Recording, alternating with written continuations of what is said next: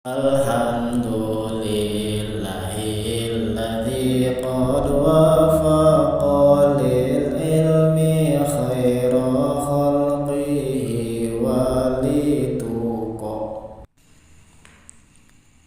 Alhamdu ari sadaya puji lillahi eta kabeh kagungan Allah. Jadi ngaran puji mah kabeh ge boga Allah. Anu berhak dipuji hanya Allah. Pujina baik puji kodim alal kodim, atawa puji kodim alal hadis, atawa puji hadis alal kodim, atawa deui puji hadis alal hadis.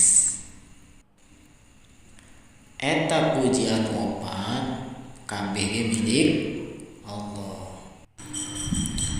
Ku ayana puji eta kagungan Allah, hak Allah, milik Allah, berarti salian Allah anu berhak dipuji.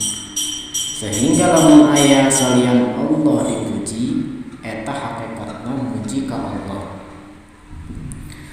Oke, lamun urang muji ka makhluk,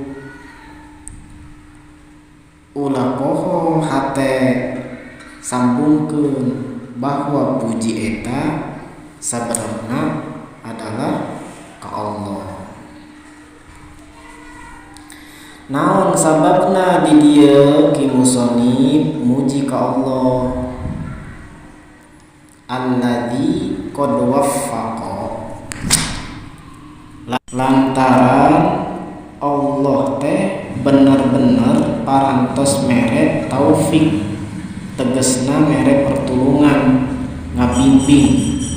Kasaha mere pertulunganana, kasaha ngabimbingna, khairu khalqihi, ka makhluk anu terbaik.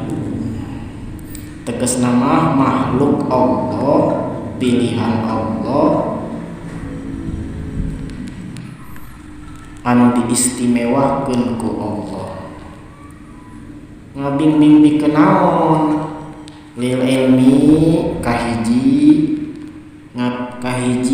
ngabimbing pikeun dibere nguasai kana ilmu syara, pikeun sarana ibadah ka Allah. Sebab moal bisa hiji jalma ibadah ka Allah tanpa ilmu. Bahkan jalma anu ibadah ka Allah anu